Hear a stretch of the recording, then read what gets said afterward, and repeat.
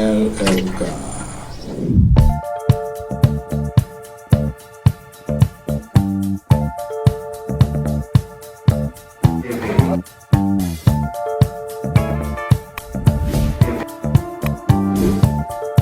Mulanya semua itu namanya artis ya, musisi lah ya, musisi itu ada penyanyi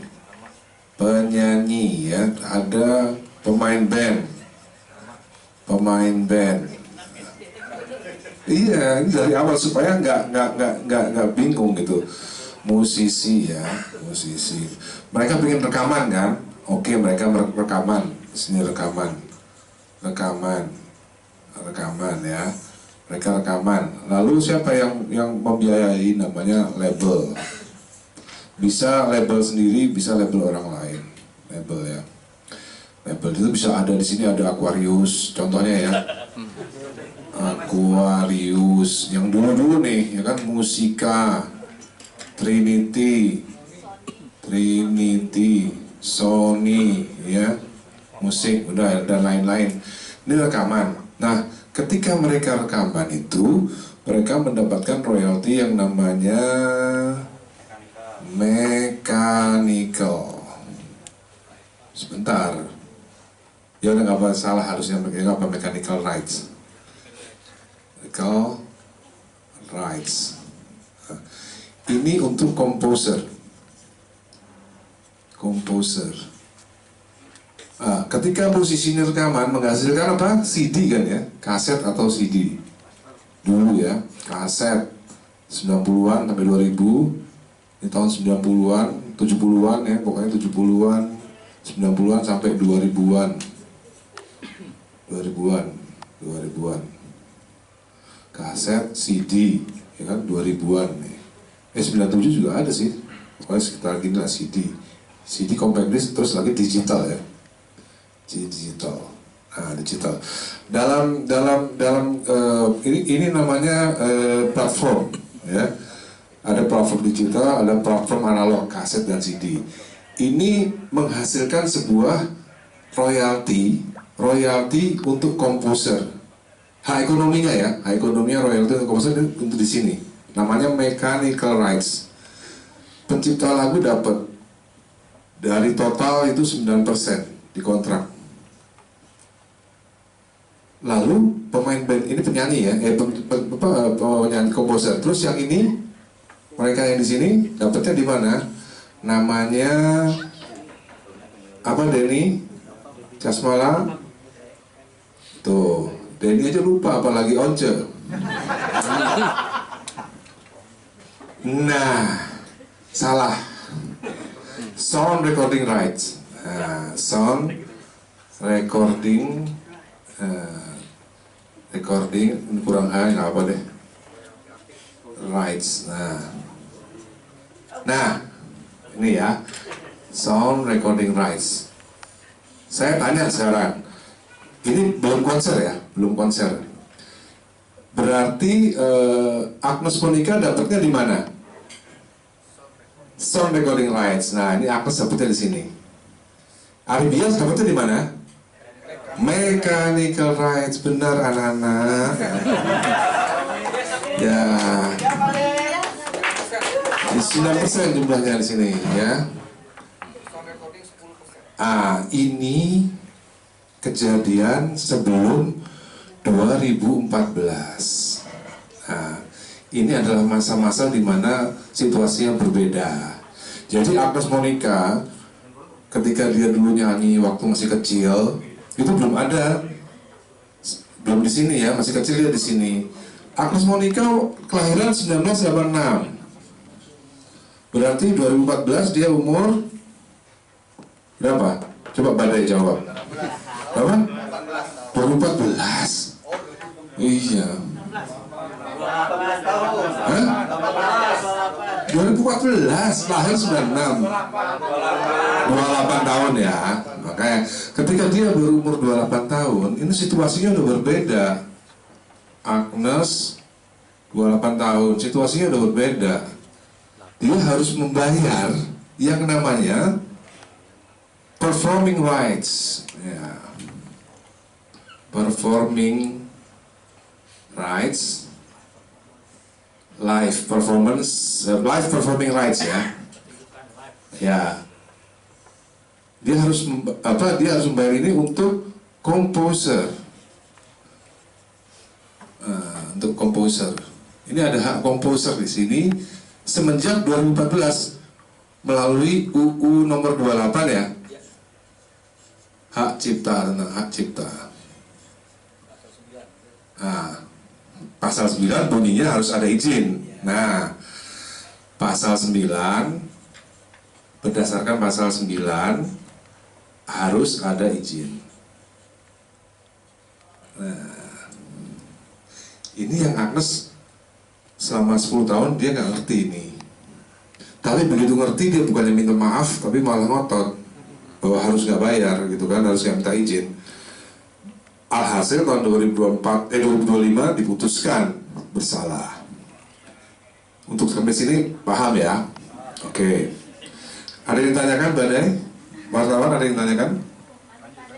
Nggak ada ya? Oke, sekarang kita lanjut.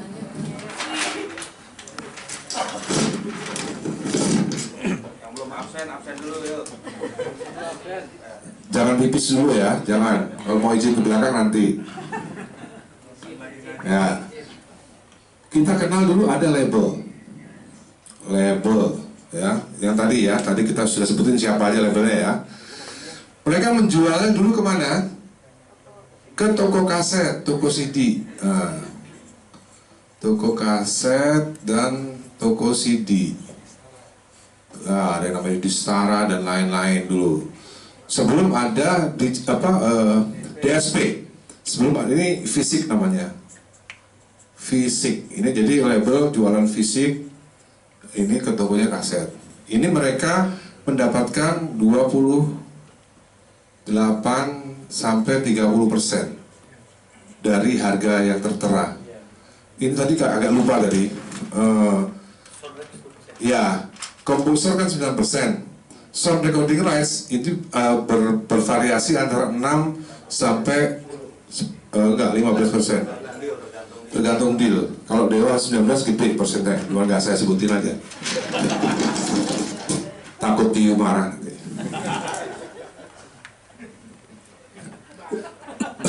Ulangi lagi ya, label Aquarius, Sony, Trinity, Musika, mereka menjual fisik. Yaitu fisik itu adalah CD atau kaset. Ini namanya sebut fisik. Lalu label juga jualan yang namanya DSP, digital streaming platform. Nah, jualnya kemana? Macam-macam. Ya, platform apa aja? Langit Musik, ya kan? Spotify, Apple, Langit Musik, ya kan? Langit Musik, YouTube. Ini namanya pokoknya yang digital itu kesini semua. Nah, ini semua itu kita sebut hak ekonomi yang bisa dimonetize. Nah, ini penting ini di sini, sampai sini penting. Ya. Waktu tahun 90-an ternyata hak ekonomi ini berkembang, tidak hanya CD, tidak hanya kaset. Tapi ternyata ada karaoke. Ternyata ada restoran-restoran atau kafe atau hotel, mall, bahkan televisi swasta, bahkan radio yang mengumandangkan lagu-lagu daripada musisi dan penyanyi, atau musisi penyanyi yang tergabung dalam band atau penyanyi sendiri. Lalu label-label ini bingung gimana caranya untuk mengkolek, namanya mengkolek ya, mengkoleksi hak ekonomi seluruh Indonesia, mengkolek penyanyi band cafe yang nyanyi lagu-lagu Dewa, nyanyi lagu-lagu Padi, nyanyi lagu-lagu Chris Patih, seluruh Indonesia, mengkolek karaoke-karaoke yang memanfaatkan master atau lagu-lagu daripada band Dewa 19, Padi, Chris Patih, The Groove, lagu-lagunya Denny Casmala ini, izinkanlah, itu kan semua karaoke setiap malam nyanyi. Judulnya apa namanya? Berharap tak berpisah. Gimana caranya?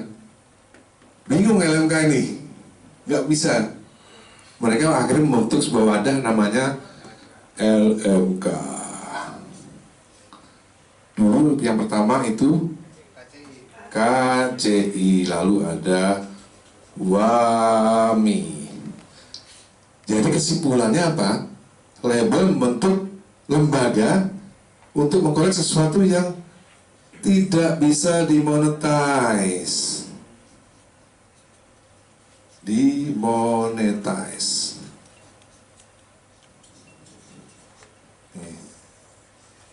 Ini adalah domain daripada LMK.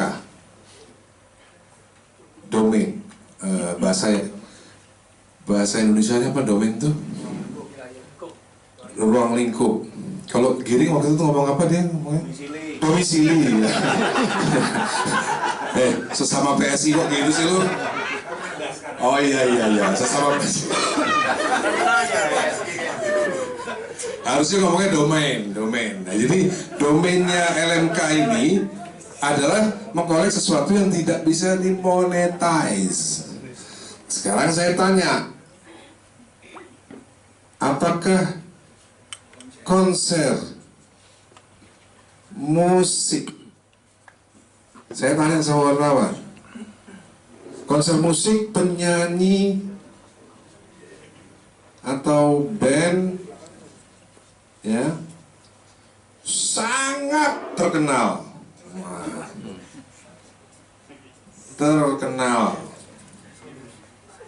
nah ini bisa dimonetize apa enggak, pertanyaannya? Susah atau tidak dimonetize? Karena saya tadi lupa bawa, saya punya foto Dewa 19 dari 2024 sampai sekarang. Itu ada hampir 400 foto. Itu menurut saya mungkin ya sekitar segitulah. Kalau artis atau penyanyi band yang sangat terkenal, kira-kira per tahun tuh ya 100 lah konsernya. Nggak sulit kan sebenarnya kan. Artinya apa? Artinya LMK WAMI ini bukan, konser musik itu artinya bukan ranah daripada KCI dan WAMI sebenarnya. Jadi kalau Ariel, karena dia salah pergaulan, dia ngomongnya belum ada aturan dari pemerintah. Bener nggak? Dia kan ngomong gitu kan? Saya dengar sendiri. Sekarang pertanyaannya, ketika Noah bertransaksi dengan IO, itu ada aturan pemerintah nggak? Nggak ada dong. Itu yang disebut kesepakatan para pihak. Misalnya saya punya mobil, gitu ya, saya mau jual ke orang, ada aturan pemerintah nggak? Nggak ada. Kalau mau setuju laku mobil saya bekas nih, saya jual 100 juta, kalau mau ya beli, kalau enggak ya enggak, udah selesai. Atau kalau rumah mungkin tinggal notaris aja pakai gitu. Jadi sebenarnya sama. Pencipta lagu dan penyanyi bisa berdiskusi sendiri sebenarnya. Semenjak adanya Undang-Undang Hak Cipta tadi tahun 2014, itu di pasal 81 sudah jelas, saya masukkan IG hari ini, bahwa perjanjian khusus, perjanjian lain itu bisa dilakukan oleh pencipta dan pengarang lagu.